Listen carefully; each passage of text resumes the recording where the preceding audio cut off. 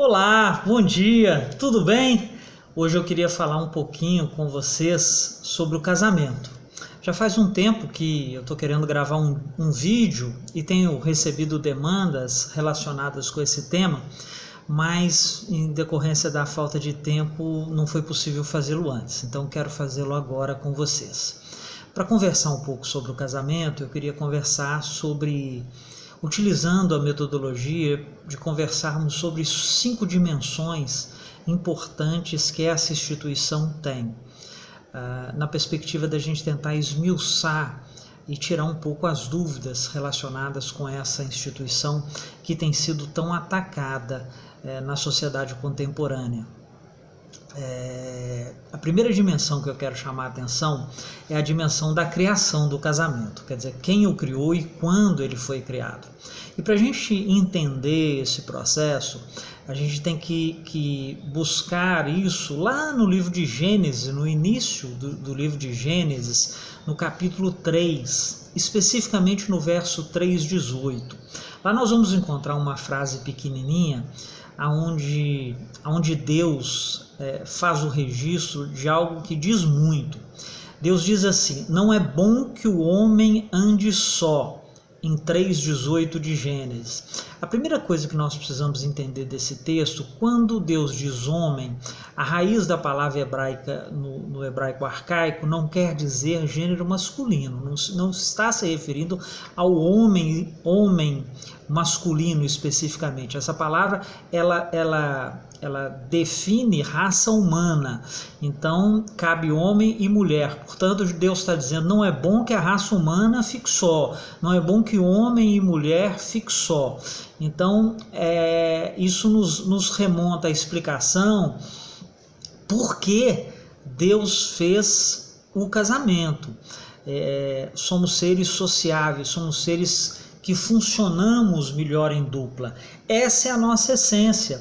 Não é possível contrariar isso. Embora a gente encontre hoje muitas pessoas que desenvolvem as suas vidas em voo solo, essas pessoas podem até ter uma relativa satisfação na vida, mas elas nunca serão completas, porque Deus nos fez efetivamente para andarmos em dupla. Essa é a nossa essência, faz parte do nosso processo criativo.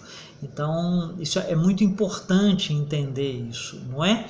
E a segunda coisa importante desse texto é entender que o casamento foi feito pelo próprio Deus. Depois que Deus criou o universo, criou todas as coisas, criou o ser humano, Deus entra em cena num terceiro ato, criando o casamento. Então o casamento não é qualquer instituição, é a primeira instituição que Deus cria na perspectiva de consolidar o seu processo de criação. Então isso é muito importante ser entendido, especialmente nos dias de hoje, onde o casamento tem sido vulgarizado, tem sido atacado, tem sido deteriorado pelos conceitos da nossa sociedade presente.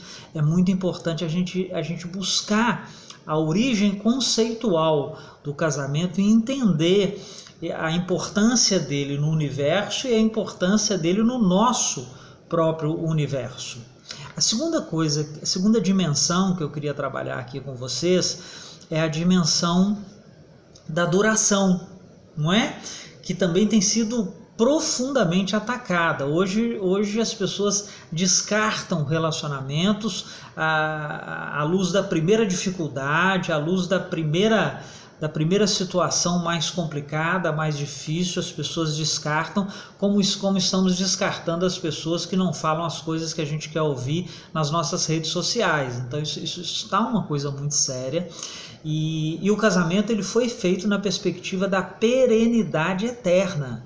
Ele foi feito para sobreviver enquanto existir vida entre os dois cônjuges. E há de ser muito bem pensado antes, mas depois é preciso persistir, continuar, não é? Mas as pessoas, infelizmente, por causa das características do individualismo, do narcisismo da nossa sociedade, as pessoas não têm agido dessa forma. E a pergunta que fica no ar diante dessa ambiência é: bom, mas eu me separei e eu estou em pecado, eu vou para o céu porque deixei meu esposo, deixei minha esposa?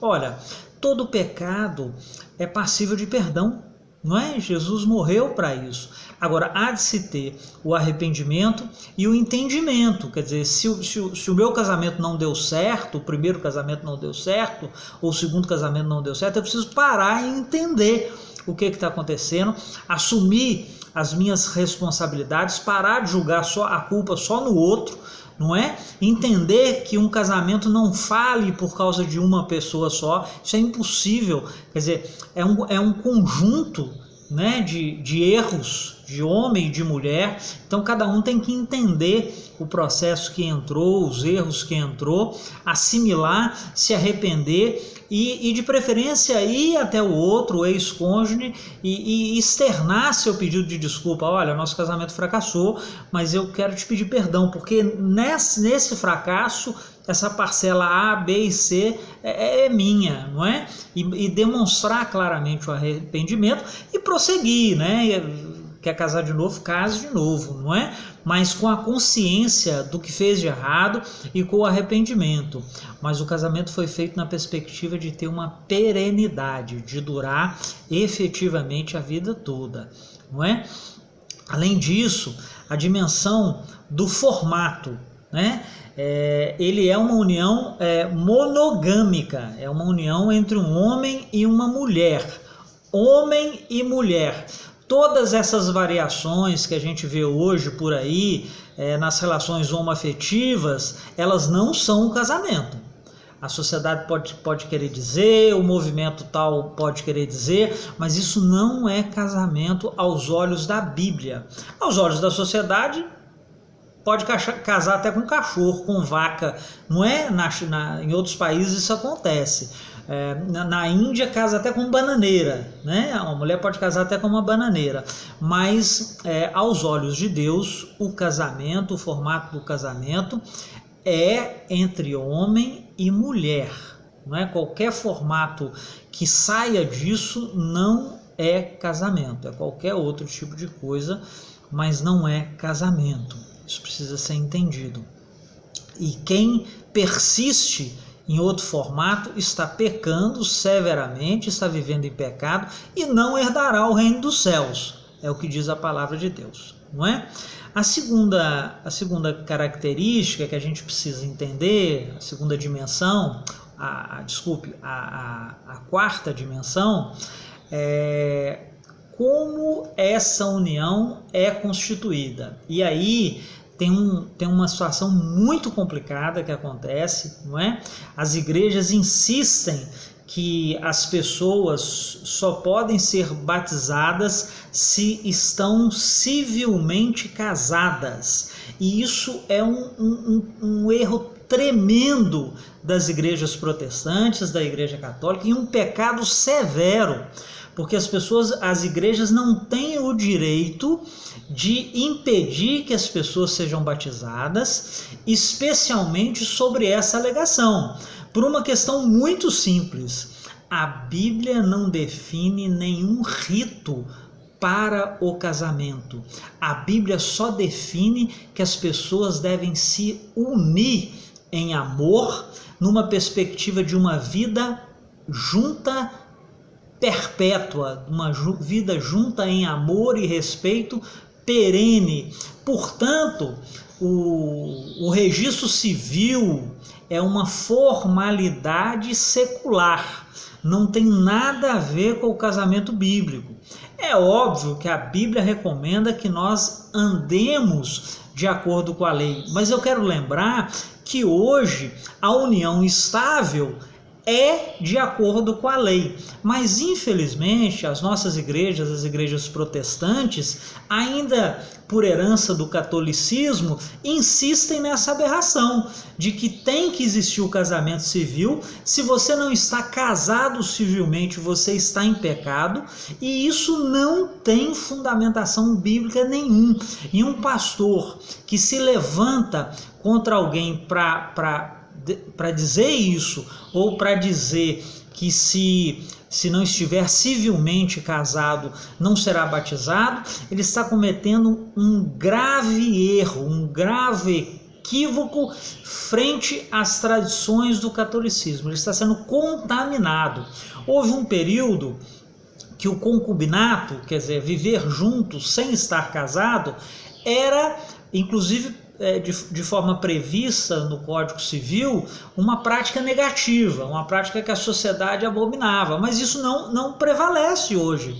A própria sociedade, o próprio regime jurídico reconhece a união estável com todos os direitos do matrimônio. Portanto, um líder religioso não pode e não deve fazer isso. É uma prática efetivamente abominável, eu diria. Abominável, não é? Porque é fazer terror com as pessoas de forma antibíblica, não é? Então eu tenho um posicionamento muito radical com relação a isso e fundamentado nas Escrituras, não é? A última questão, a quinta questão, tem a ver com as bases do casamento. Um casamento só pode prosperar, só pode ter longevidade se ele estiver fundado na base do amor. Mas não é esse amor que nós conhecemos hoje. A raiz da palavra amor é a palavra ahavar, no grego, no hebraico antigo. E o significado dessa palavra não é um sentimento, mas é uma postura perante a vida. É a postura de viver em serviço do outro, viver para servir o outro. Então essa é a receita básica. Se você identifica alguém na sua vida pela qual você quer viver em serviço, case-se.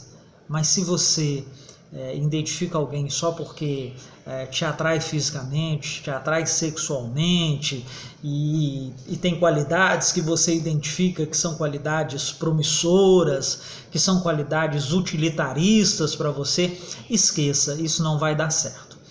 Associe-se em casamento a uma pessoa que você sinta no seu coração o desejo de se entregar e servir a essa pessoa.